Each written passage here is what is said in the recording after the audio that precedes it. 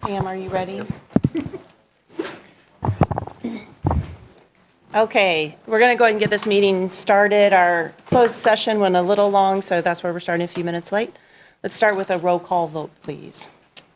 Paul Kaufman. Here. Maria Davies. Here. Susan Edmondson. Here. Ruth Johnson. Here. Kim York. Here. Kim Bailey. Here. And Ryan Westcott's absent. Is there a motion to approve the agenda? So moved. Is there a second? Second. All those in favor? Motion passes. If you would please join me in the Pledge of Allegiance. I pledge allegiance to the flag of the United States of America and to the republic for which it stands, one nation, under God, indivisible, with liberty and justice for all. I'd like to read our mission statement, and that is preparing each student for a successful and meaningful life. And now we're on recognitions. Ruth. Please do. Johnson.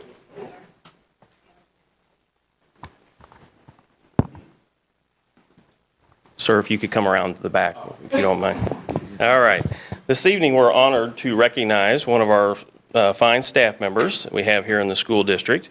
High school science teacher Patrick Hemmingson has been named this year by the National Education Association Foundation as one of their California Casualty Award Teaching Excellence Award winners. He is one of 38 recipients throughout the entire country. Patrick, if you'll come forward, let's give him a round of applause.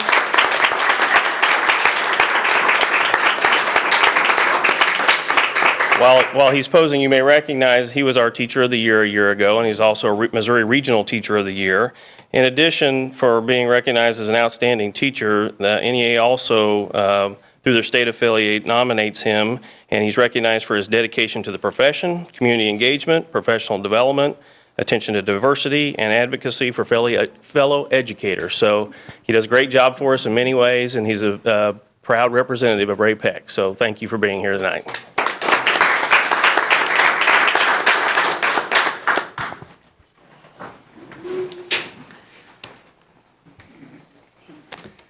Okay, is there a motion to approve the consent items? So moved. Is there a second? Second.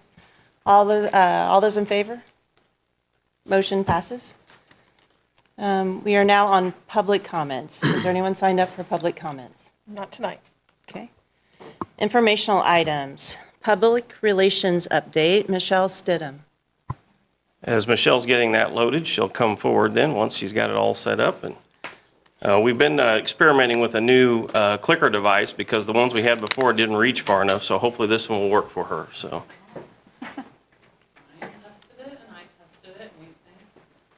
Microphone. Michelle. Microphone. We think the microphone will, or the clicker will work tonight, and it does. So the program purpose is the same as it's been, informing people and providing ways for them to engage with the district or participate in decision-making and activities. Oops. The next slide shows results from the survey.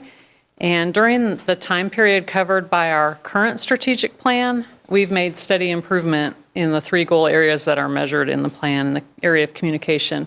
Some of the other goals in the plan also have a communication component, and some of those are going to be referenced in this report.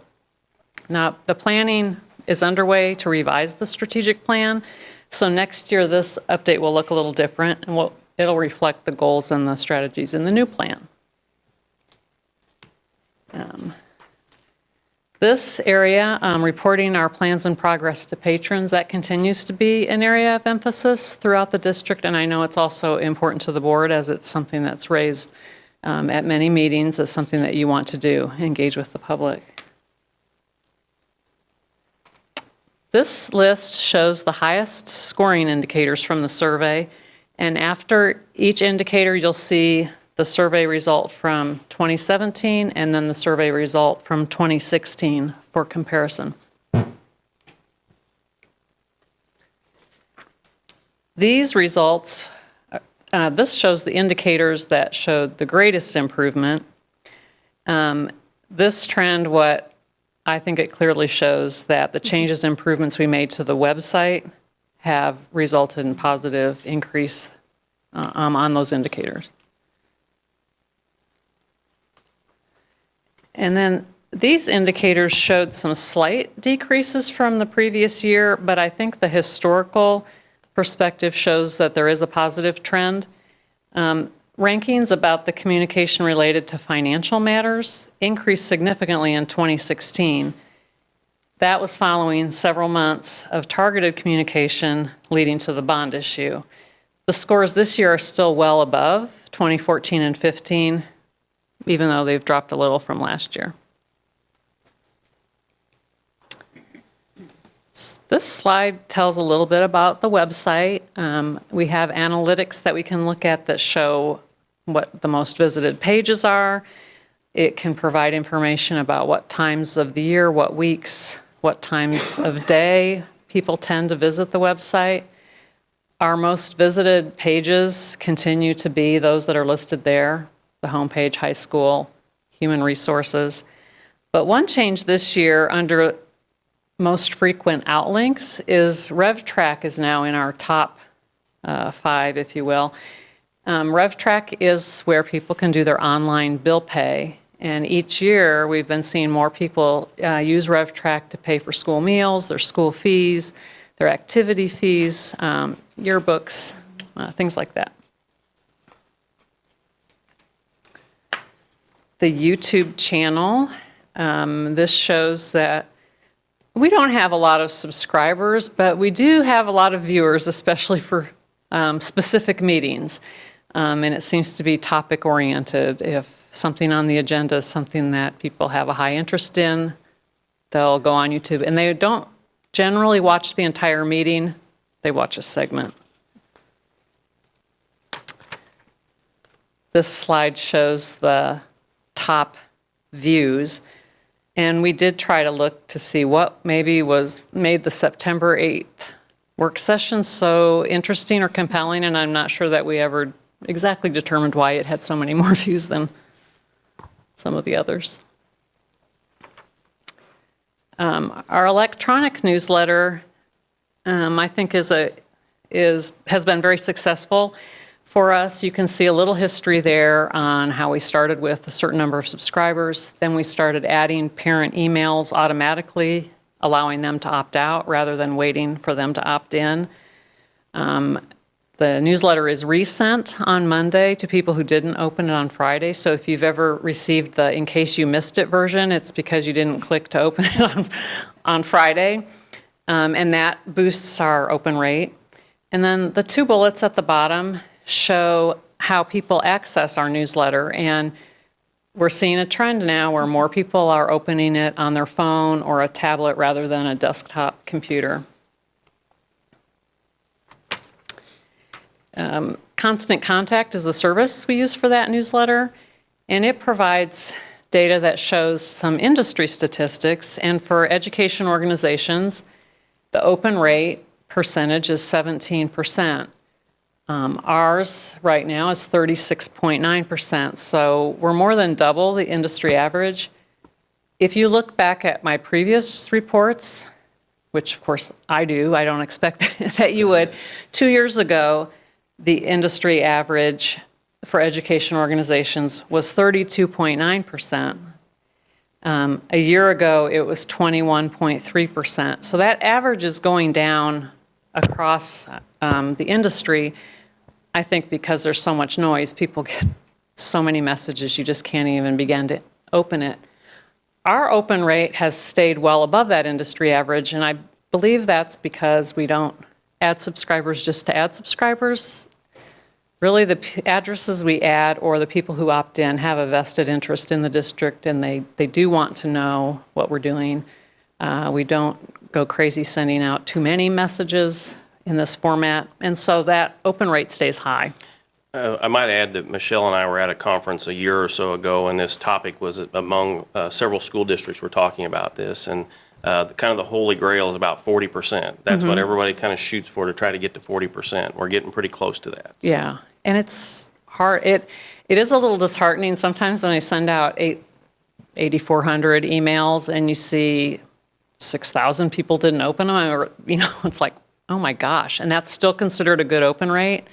But some people are receiving it at work and at home, and that, there's multiple addresses for the same family or same recipient as well. Our email and text messaging lists, that's remaining pretty constant the last year or two. They've gone up a little, but not a lot.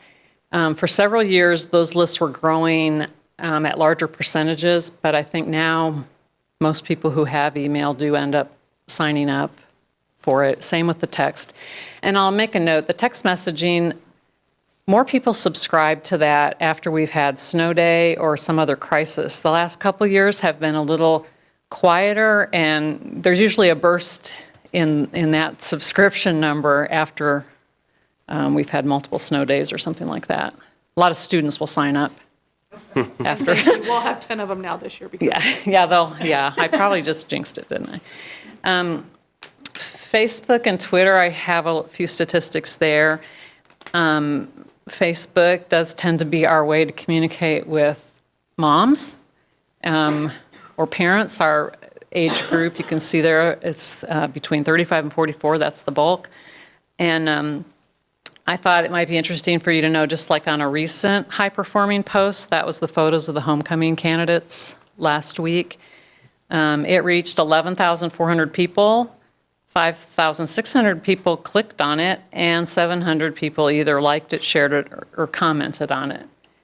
A report, kind of as comparison, a report earlier this week about 2 restaurant fundraisers that elementary schools were having, that reached 3,000 people, 56 people clicked, 15 people liked or commented. So sometimes even when it doesn't look like there's a lot of likes or comments, it still is seen by lots of people. The insights, we have analytics on that page, and they show that a status update reaches more people, but a photo results in more engagement. So you might have that sharing and liking. And a link is less likely to have engagement than the photo, but it depends on the topic. So if that makes sense, sometimes the links will outrank the photo if it's a topic people are interested in.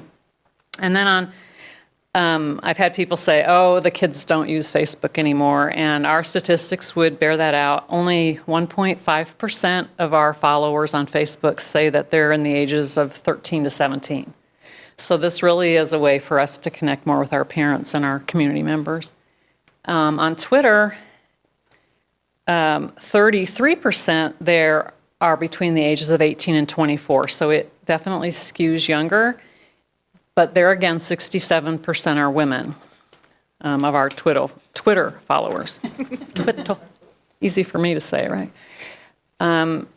This just gives you a little bit of information about the district communication plan, which is under policy KB, some of the components that are included in that plan.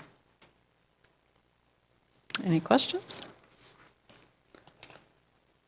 Any questions or comments? Thank you, Michelle. All right, Facilities and Grounds Program Review, Dr. Brian Pettengill.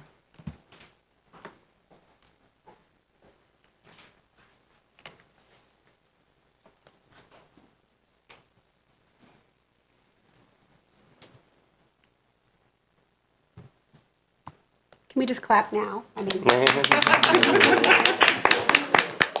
It's a pretty exciting year to get to talk about building and grounds, both of our maintenance and our inside with the custodial. No one here can argue what a summer, what a year we've had, and some amazing group to work with. I think I'm going the wrong way here.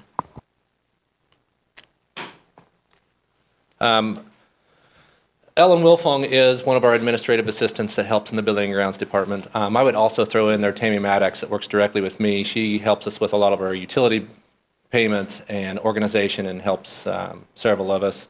I'll let the guys kind of introduce themselves here. Scott Opson, been with the district now going on 10 years and 3 years in this position. We have 10 and a half people, 10 full-time, 1 part-time currently in the maintenance role, made up by mostly 1 electrician, 1 HVAC, 1 plumber, and the rest make up general maintenance and grounds. And I'm Larry Dial, and I'm the custodial supervisor. I've been in the district about 9 years, and in this position about 7.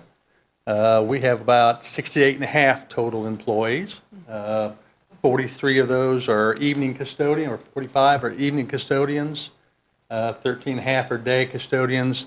We have 7 custodial subs, 3 at daytime, 4 in the evening, and then we have 3 in the central warehouse staff.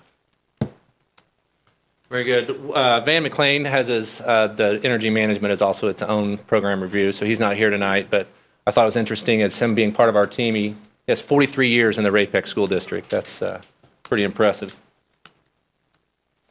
Just quickly, and I hate to just read to you, but I do think it's important to understand the mission of the Building and Grounds Department, to provide a safe, clean, healthy learning environment for our students, staff, and community through well-trained personnel utilizing the best practices to achieve customer satisfaction and exceptional facilities.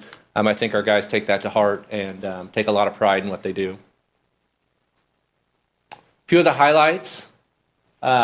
This group, we clean and maintain and manage over 1 million square feet of building space. Groom and maintain 160 acres of property. Over 2,600 completed work orders just in this past year. One that can't be overstated is the construction oversight and workforce for just the relocation of over 260 staff members just this summer, and that's on top of their normal workload.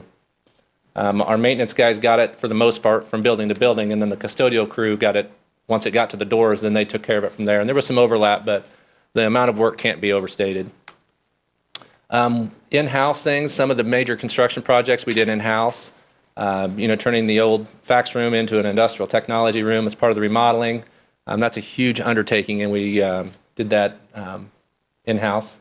The rooftop installation, we've done 5 units recently where the maintenance guys actually do all of the labor, and we don't have to outsource that. That's a huge benefit to the district and a big savings. Not to mention just the overall oversight of our construction projects, both inside and outside. And then this past summer, the board approved nearly $2.7 million worth of capital projects were required to get us up and running with parking lots and building improvements and just the overall oversight of that. And then those projects are broken down within board docs for closer inspection. When we talk about our continuous improvement, we look at several pieces of data. Tracking of work order was a program called SoolDude, where the work orders go in and lets us track on our progress, how long it takes to accomplish each of those. We do a patron and staff survey that has over 827 responses this past year. And then in my office, we do all of our administrative services staff survey and had 338 staff members take that survey, which a big component of that is on building and grounds. So, our performance. We wanted to maintain staff attendance at 95%. That doesn't include their vacation days. And this past year, it was at a little over 96%. We also wanted to increase combined score on the patron and staff. On that first survey I mentioned, there's a question that says their feelings in maintenance and upkeep of the facilities. We were at a 407 out of 5. Anytime you get above 4, that's a good score, and we've got that met that goal, but we obviously want to improve more. And then finally, the percentage of ratings in the top 2 categories. What we wanted to take was the previous 5 years of the survey. I took that and I averaged it, and then this score we wanted to improve upon that. And in 8 of the 12 areas, we improved upon that. So, taking some of those and what we've been looking at on our scorecard, obviously we always put on there our overall rating because our strategies to approach that goal is going to be very wide ranging, and we want to make sure that's in there. Our staff attendance, we want to keep up. We went to a PTO versus sick days recently, so we were nervous about a dip there and did not see that very much, just a slight bit, but I'm still happy with our data there. And then I came through, you can see a few that dipped from the last time there was a review 2 years ago. Professional courteous behavior of our custodial went from 95.8 to 94.7. I don't want to make excuses, but they were under a little bit of stress with some jackhammers in the background. So but that's an area that we're going to continue to focus on. Same with our maintenance, which is very high, but so we were happy to see that. Quality of work is an area that I'll talk about a little bit more, in an area of potential improvement, that we want to get that perception up, both custodial and maintenance. And then our overall appearance, both inside and out, was an area that we've continued to focus on. So our recommendations, where we're going to focus on specifically internally, is to increase the number of positive responses in regards to our quality of work in the custodial. That was an area I mentioned was a little bit low. So we've got a lofty goal there to go all the way, get that back to 95% to match it up with the other areas. We also want to increase the number of positive responses in regards to overall appearance of our grounds, to get that also up to 95%. And then the overall grade, as I'd mentioned, we always use that as an area that we focus on because that keeps our strategies and wide-ranging. Why do you think the quality of work took a dip like it did? Do you have any insight on why or what we're going to do? Well, some of it's just ongoing training. Some of the quality of work is we stretched our workforce so thin, and you're working in a construction zone. And a lot of times we had to pull workforce from other areas and ran a little thin. And I'm excited to see how it goes this year. I think that you're going to see all of those rebound well. But, I mean, you guys are welcome to. Any other questions or comments? All right, Thanks you. again for your work this Well, summer. you Great team, Thank guys. you. Yes. Good job. What is an odorless deodorizer? It's a neutralizer. The neutralizer, all we're working on. Thank you. Thank you. All right, staff. We are now on staff recognition discussion. This came out of our work session. Yes, 2 weeks ago when we had our work session, we had some discussion about ways we could do more to recognize the efforts of our staff. And of course, you just heard in that program review what a great effort they put forward in this past year, above and beyond the normal. And so one of the suggestions that came 2 weeks ago was, could we maybe go ahead and recognize our staff that have earned extra degrees, or we've taken it to think about even certificates or additional trainings that may not even be degree driven, but it could be something that will help them with their job. As a cabinet team, we've kind of briefed on that. We think that would be a good thing, something we could do. Maybe not necessarily bring them all to a board meeting, but recognize them through congratulatory cards that even the board members could sign. We had talked about that last summer in one of our day-long retreats. So we continually have tried to think of other good ways to do more recognition for staff, because we do want them to feel appreciated. I think as far as recognizing their advanced degrees and certificates and things of that sort, we could do that in fairly short order. But we are also open to any other ideas you might have as a board, and we're going to keep our thinking cap on in ways to try to do more of that. Because you can never say it enough, even though we try to say it as often as we can. We're all about the people that work here, and and the students that they serve, and it takes both sides of that equation. We have great students, we have great staff, and together that's where the learning happens. So any suggestions you have as a board, we're willing to take those and try to move those forward if we can. Any other suggestions? I think the card's a great idea. And I talked with Lisa today, and like we have a member in what department? In technology that created an app for the high school to use. I mean, that's things we need to point out. Somebody did something with their skills that we were able to utilize and not have to go out and find. Those are the things that we want to make sure we highlight. He did a good job. And I think the cards, or even surprising them, bring them a soft drink or Sonic drink or something once in a while. I think it'd be a great idea. Just something to know that they realize we are consciously making a choice to appreciate them. We don't take it for granted. So as a board, if we're bringing them the pop, would that be one of us would take them, or what are you? Okay. I think so.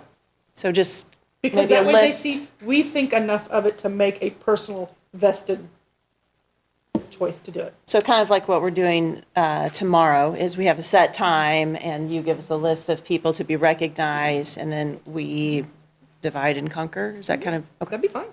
I think that as you see things that you think are worth noting, if you just forward those to us, we can identify a time and a place that we can do something. So it could be fairly informal in that way. It's not always going to be the thing that gets on the front page. Right. It's the little things that they do that make a difference day in and day out for our students. Yeah, I like the idea of the cards.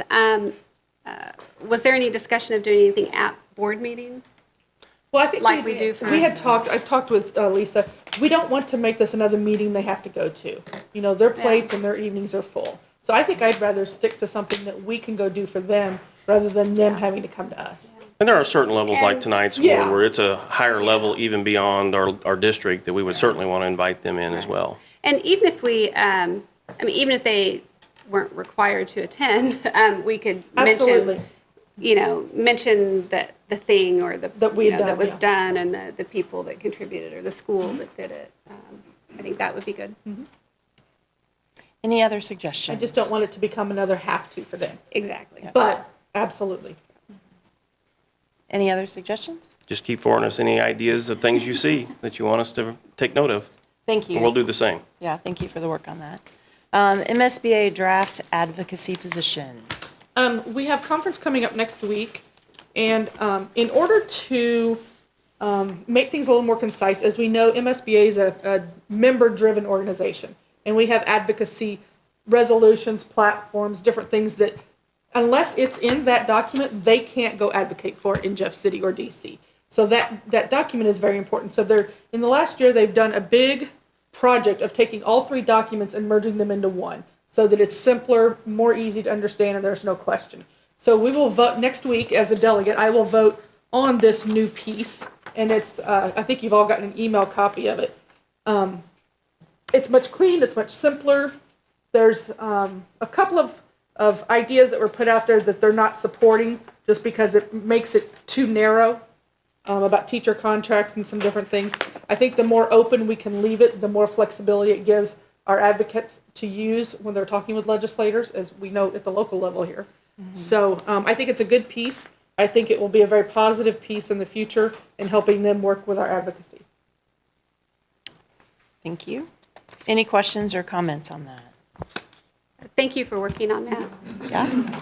Well, and Jerry Miller from Belton, we actually got him appointed, and he was a big piece of getting this done. And it was a lot of work that those people put in. There were several people from around the state that worked on it, and it was a lot of work to get those 3 documents merged into one. All right, we are now on action items, construction change orders.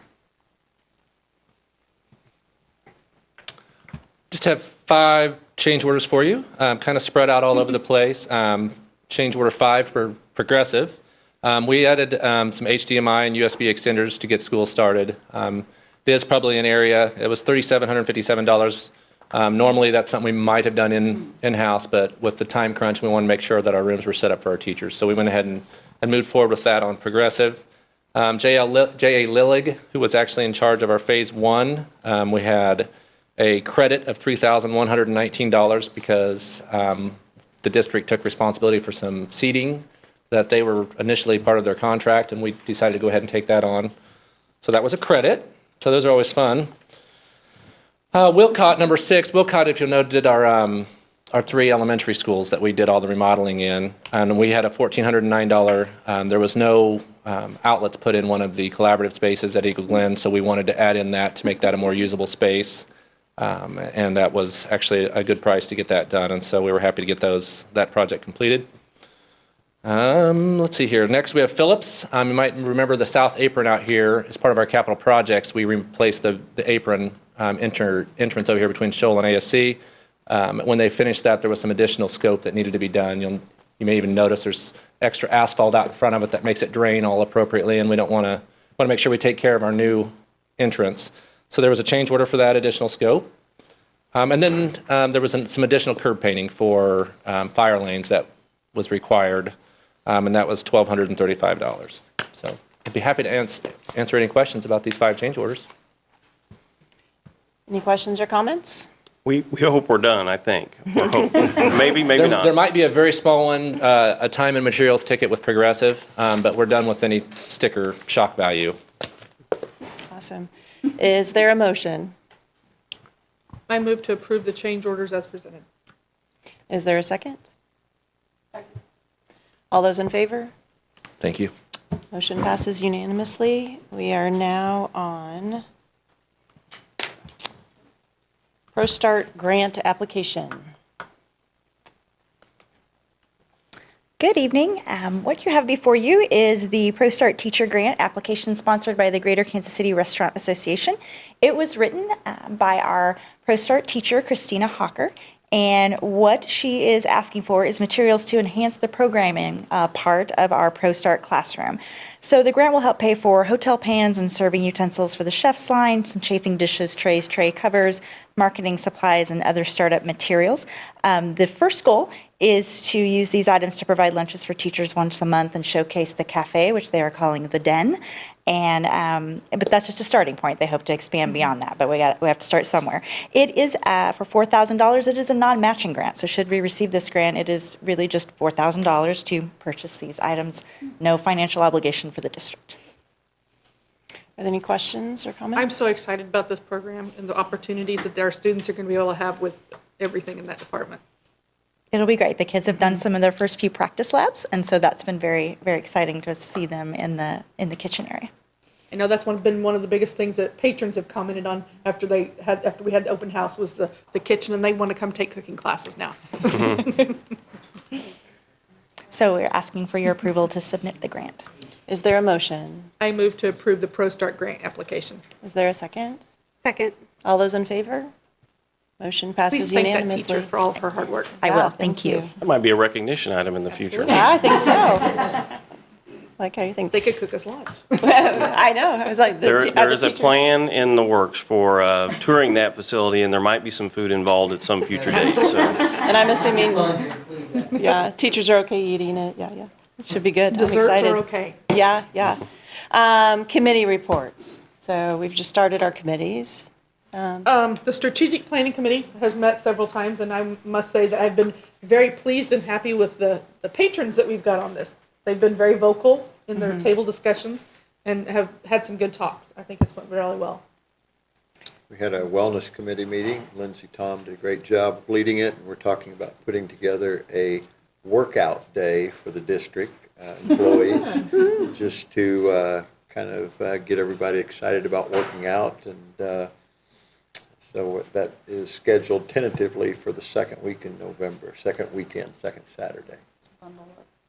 I also attended the PDC, and that was exciting to just be in the first one of that. It's exciting to see our teachers collaborating together and, discussing what works and what doesn't and sharing ideas. And I was very thankful to the Mr. Policeman that stopped me because I was running late for that meeting and did not write me a ticket. I was very, very thankful.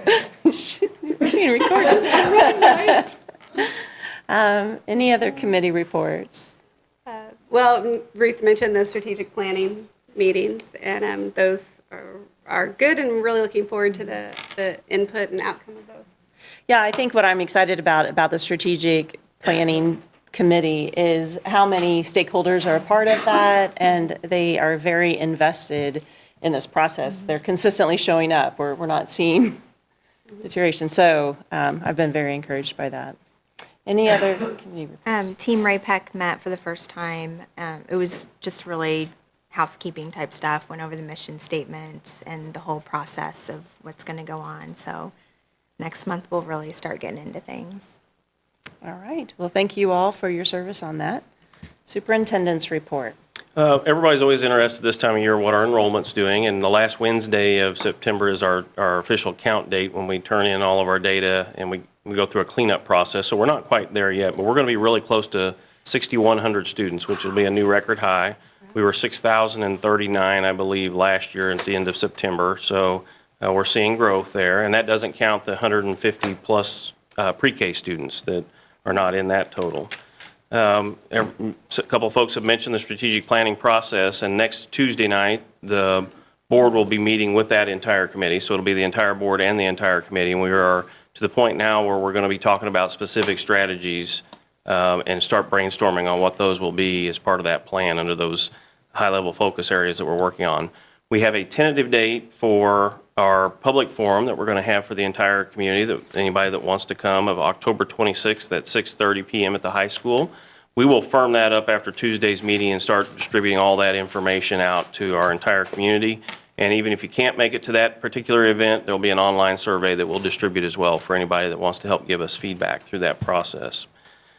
Another topic of interest is the school road project. It continues to progress forward, and I must say they are making really good progress on the first phase that they're working on here on the south end.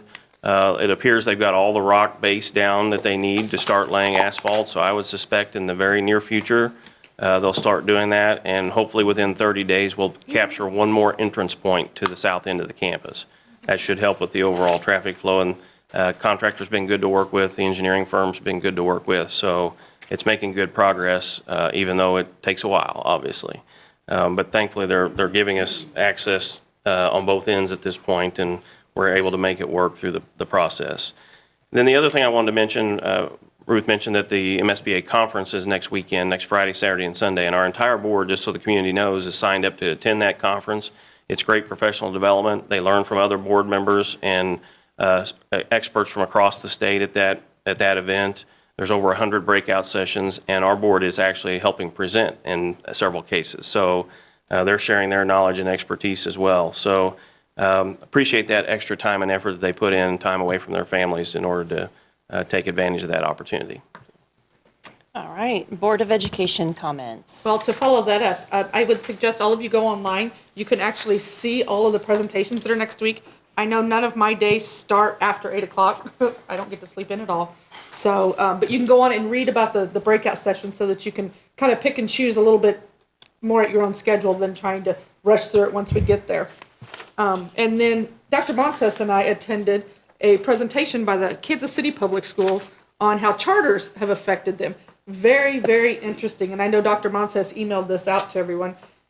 Interesting perspective to hear how charters have affected them. You know, they compared them to Springfield, which they're very relatively in student size, but yet Kansas City has twice the buildings almost they have to maintain compared to Springfield because of charter schools. So it's an interesting perspective to look at it that way. And when you look at it from a public fund standpoint, it's not a very good use of it in a lot of ways. So it's interesting, you know, that's an ongoing discussion at the legislative level, and it's not going to go away. So it's interesting information to learn so that when we start with them again in January, that we have that information to talk with them about. That's awesome. Any other comments? Oh, a thank you to the Outtakes that donated a concert at the Foundation Gala. I got to attend that concert, and they were good as always. So thank you to them and Mr. Garrison for always being kind and generous to the foundation by donating that. And what a nice segue. I was going to mention that the foundation is hosting a golf tournament on Columbus Day, for those of you who might have the day off, at Creekmore.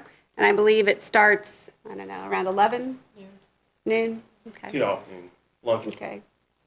Tee off at noon, lunch beforehand. There we go. So I think there are some prizes and fun things going on at the golf tournament if you're interested.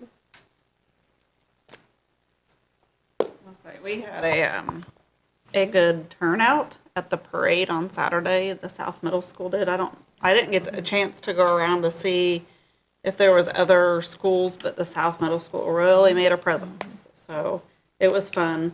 It was a great weather day. The football team, the cheerleader. We only had like 3 or 4 cheerleaders, but then I think a few of the band members and Mr. Garrison drove his truck with the woof on the back. We learned, and then everybody learned that next year we need to provide water for them if it's going to be a sunny, hot day like that. So, but it was a lot of fun, you know, and the crowd got into it, and, you know, you saw the parents and the little kids get all the candy and all that. So it was fun. Hope to see a bigger turnout next year.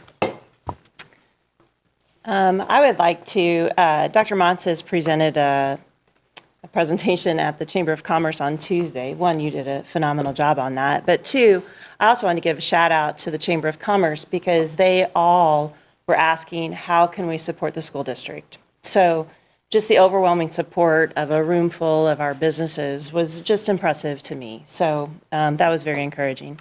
I want to mention there's a conference coming up on February 10th. There'll be some information coming out, but it's going to be called the Good Neighbor Strong Community Conference. So be looking out for that. Any other questions or comments? So, all right, we are part of an amazing district.